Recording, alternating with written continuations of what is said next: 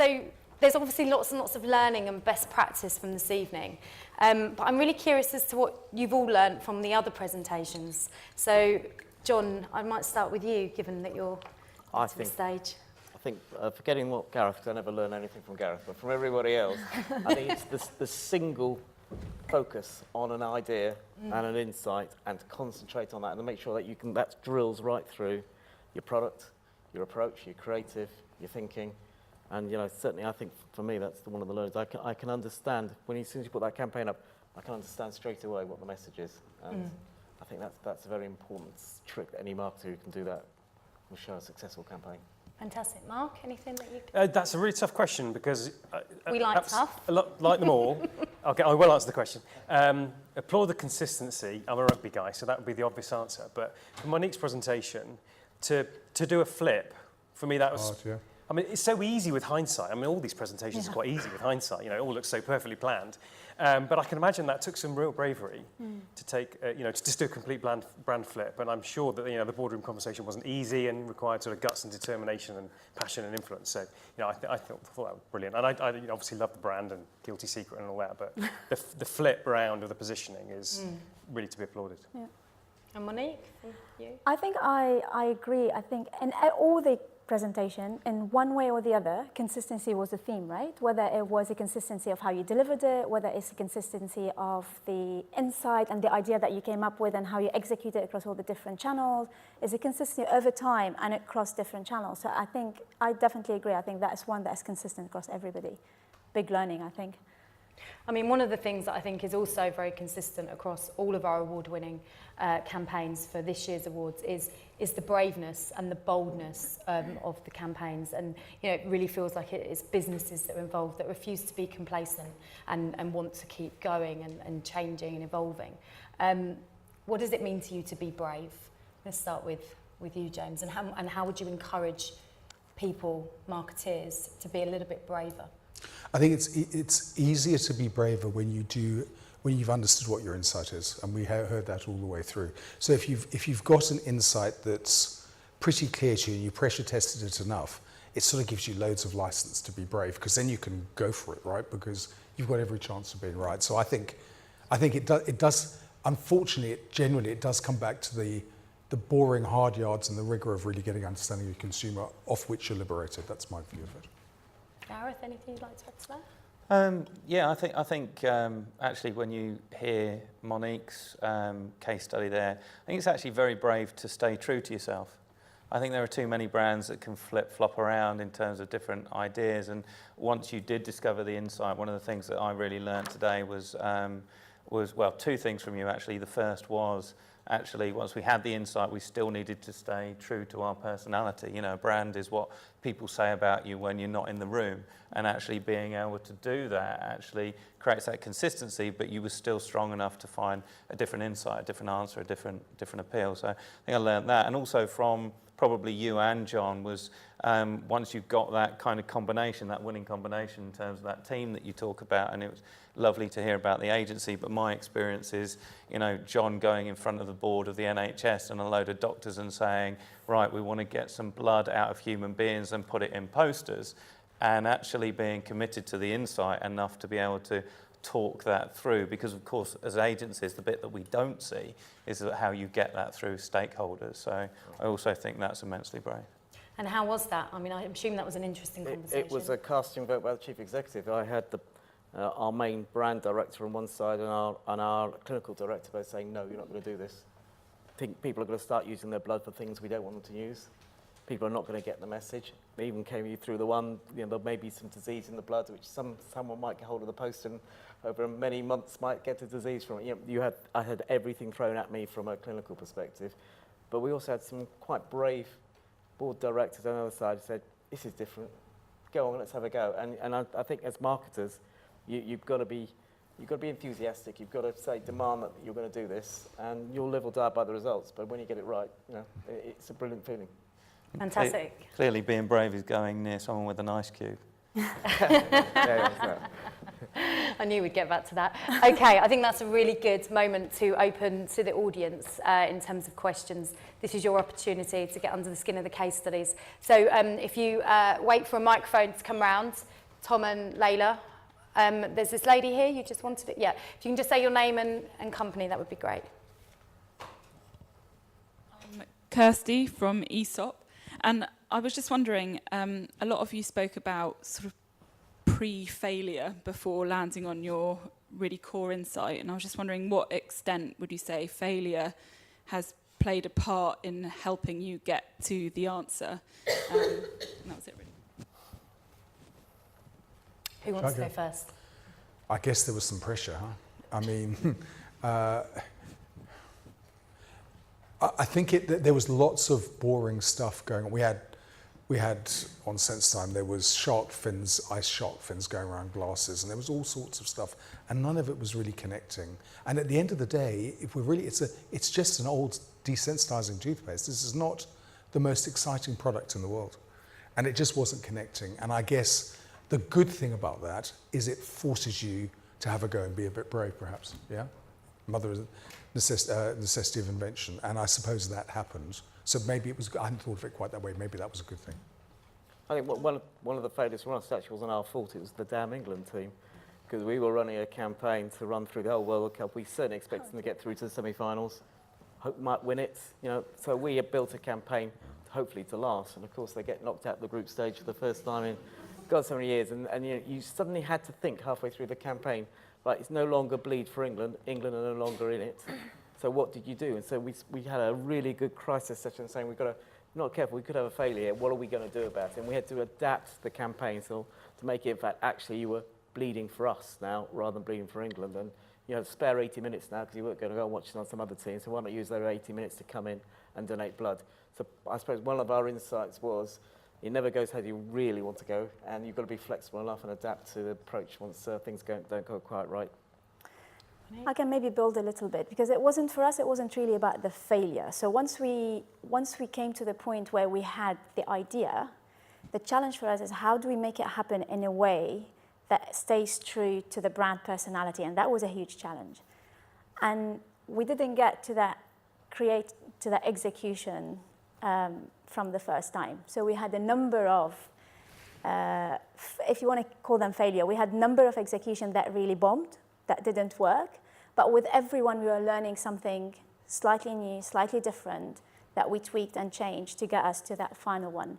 So we had numerous executions before this one. So not only we had to crack the idea, but we learned from the failures, if you want to call them, of how we brought it to life to get it to that point. Yeah, so it's great. It's a great question. Yeah, 2013 wasn't so great because I joined 2012 and we did a relaunch and it didn't work. The decline got worse. Luckily, I had a relatively patient CEO.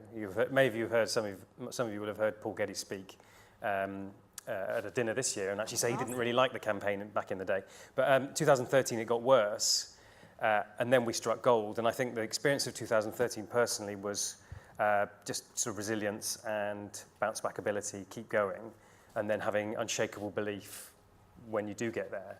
And for us, or for me, it was pretty difficult that we had a CEO that didn't like the campaign, and he's spoken publicly about that. So that was a sort of a sliding doors moment, but it was probably, I wouldn't have been as rabid about that process if it had been all been going really well. Yeah. Any other questions? Come on, there's got to be more questions in the room. This chap here. Got time for a couple more. Hi, it's David Wood from Shell, and really impressive how all the stories really hinged on a really killer insight, and that's what's special for me tonight, to see all of those stories. The question for everybody is, can you talk about the moment when you knew you had that killer insight? Is there a moment you can think of when you knew you got it right? Happy to go first. I mean, I've sort of already mentioned it, so I won't take too much time. But in the pitch of Saatchi's presenting Winston Wolfe, which was sort of the playback of the insight in creative execution, it was hair standing up on the back of your neck, and you just know you've got something that you've got to fight to the death to keep because it's special. So that was our moment. I've sort of talked about it, so I'll pass over. I think for my moments was actually that film. I mean, I'm a big rugby fan, and it wasn't easy. It was not easy, difficult at all. Sorry for Gareth to actually sell it, because he walked in with Ben Kay into our building and said, "I've got a great idea for you. You're not going to have to pay for it. All I need to buy is to have your product in order to actually sell the idea." You know, he made it so easy for us to do it, but actually we didn't really know that it was actually going to work till you actually saw the people involved in that. And I haven't seen that film now for 6 months, but even now, it sort of gets my hairs on the back of my neck going. It was, and we were there at the time. It was a really emotional experience, and I think what Pablo did brilliantly, they got the emotion that was going on at that particular time, and they were able to translate it into the outside world using our products. And for me, that was the killer moment when I actually saw that film. James, anything? Not just it went. It just went. We started it, and before we knew it, we were running in 30 countries and then 70, and it just went. And we knew we'd got there. Any other questions? Hi, it's Ed from Direct Line. This isn't a question to Mark, because I think it's a bit unfair. It's actually a question to James. Obviously, your creative platform is very established now, and your competitors have kind of followed your lead there. How would you say that you kind of reacted to that and evolved over time and kind of across all those various countries? So I wonder if I can say it this way. We try and stay with what we are. And there's quite a strong piece we have around Sensodyne will undo itself if anyone, more than anyone else will, right? So it's the consistency piece. So I mentioned we attribute track, and we check, how the thing feels as we go through. And they don't test that well, by the way, yeah? But we attribute track, so we warmed up and whatever. And we stay very strong in the authenticity bit, and we test ours and the competition. And we know that we just come out on top of that all the time. And if that were to slip, we'd be really worried. That's probably more than I should say, but there you go. This lady here, Tom. Probably got time for one more after this. Hi, I'm Naomi from We Are Fearless. I had a question about the Direct Line campaign, actually. One of the things that has come through all of the campaigns is the consistency through all of the channels and really getting buy-in at every touch point, consumer touch point. I'm interested to know how you inspired or empowered your frontline staff, who are the people that would essentially answer those phone calls, to carry through that brand message and the brand campaign message so that actually it really did come to life at that crucial point. Yeah, so Ed will hold me honest that I'm not just making this up, but we had, we dramatised Harvey Keitel with, videos and audios, and we have these sort of silhouette things in reception where you put your head over his suit and you're a fixer. Effectively, we basically, told people you are fixers. That is what you do. You may just not have thought of it that way. So it was a reframe of people's everyday into something quite special.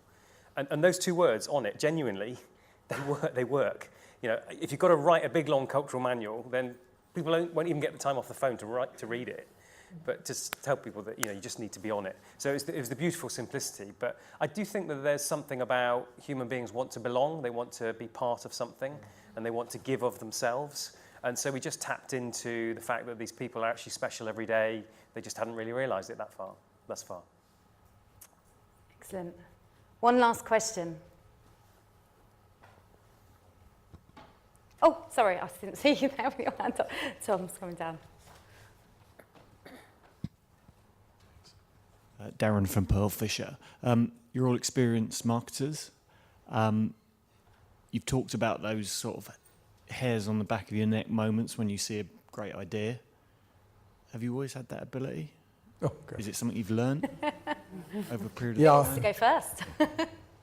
James. Let me tell you, I've got a closet full of failures. So we all have, right? We all have, but just a little bit. You got to learn. We touched that in the other. You got to learn from that stuff because we've all made mistakes, not to repeat them. But if you guys propose, we bolder marketing. If you're going to be bolder, and it's so crowded out there, and there's so much going on, stuff isn't going to work all the time. And Mark was saying he didn't have a home run in 13, was it? And then, so I think yes, we've all got lots of failures. But if you haven't, you're probably not trying hard enough. If you know your audience, if you really get under their skin, when the idea comes, you will connect with it. You will know it is the idea that's going to work. But you really need to have that belief that you really understand what you're trying to do, you understand the consumer, you understand that thing that you're trying to achieve, whatever that may be in your case. And you will know that idea will work. For me, it's slightly different because I sit the agency side of things, and we've developed something which we call rapid prototyping, where we start with a number of insights, and we literally beta test these insights to understand, will they operate in the channels that we need them to operate in, and will they come alive to create strong, compelling work? And there's a term that's fairly well used in the media at the moment, which is fail quick. Well, in my job, if you fail quick, you're not in a job very long. So what we try to do, though, is to embrace that and create an environment where ideas can fail, where they can be tested very early on in order to then get more time to craft ideas and build up the creative process. So I guess it's a slight sidestep, but I think what's important is, and you talked about it a bit, is to create an environment where a number of strategies and ideas really can be tested until the team is confident that one is going to work. So it's a slightly different thing, and it's pretty obvious when you get there. When you've got those insights up on a wall and you've had that conversation, it's pretty obvious the hairs do go up on the back of your neck because you know which one's going to work because you've put the rigor behind it. Yeah, so hell no. That judgment takes, I think, some time to come through. I was very fortunate that for a number of years I worked for Bruce McColl, who many of you will know. He's the outgoing CMO of Mars. I was at Mars for 10 years, and I think what he perpetually talked about was curiosity, and particularly curiosity to understand why you feel about the way you, why you feel the way you do as you receive creative work. You know, what's happening in your head and heart as you experience the creative as it's played back to you. So that, that was my schooling, if you like. The other thing I would say is, and it's slightly contradictory with, it's that light bulb moment. I think the and is every decision you make gets less perfect as time moves on, whether it be marriage or a partner or a business or a job or anything. I mean, it's just true, isn't it? You get more data, and retrospectively, you could have made a better decision. I mean, it's true, right? So does that mean every decision becomes wrong? Well, the flip on that is that you make every decision right. So the combination of that light bulb moment, the hairs on the back of your neck, with making your decision right through forcefulness and bloody-mindedness, I think is part of that. And you kind of learn to know when to turn on the gas because your gut's telling you enough that you've just got to make it right. Excellent. And I'm just going to finish with asking each of you for very short, pithy sentences on what it means to win the Marketing Society Excellence Awards. I'm going to start with you, Mark. Go round. Oh, so much. 2012, bruised marketing team, bruised. Part of RBS, halved the FTE, built it back up, low confidence, low self-esteem, low belief, and then built it back up consistently and, started to win a few financial services awards. And then, so this is sort of a bit of a panacea for us, and I think marketing's a lot about feeling like you're in flow. And so we take tremendous confidence that we can go forward and do even more great stuff because this is kind of one of the big ones. And it took a while to brew towards it, but now we're kind of back. The business that was 30 years ago is back in business. Excellent. For me, it's a little bit different. So Pot Noodle is part of a big organization. We're Unilever, right? And we are up against lots of other big brands. We have the Lynx of this world, the Dove of this world, the Persil of this world. So actually, Pot Noodle was that tiny little brand over there that was doing okay and is doing brilliantly. And then we did this campaign, and it was amazing. And winning the marketing award was fantastic because suddenly, not only everybody internally, from the sales guys to the board to everybody else, suddenly there's so much interest and excitement about the potential of what this brand can do and where it can go, which was absolutely amazing. But also from a agency point of view, this was a new team, so it was a great aspiration for them to say, okay, we can do this. Is the first time we've worked together and we've achieved this. We can do even better. # we can make it, obviously.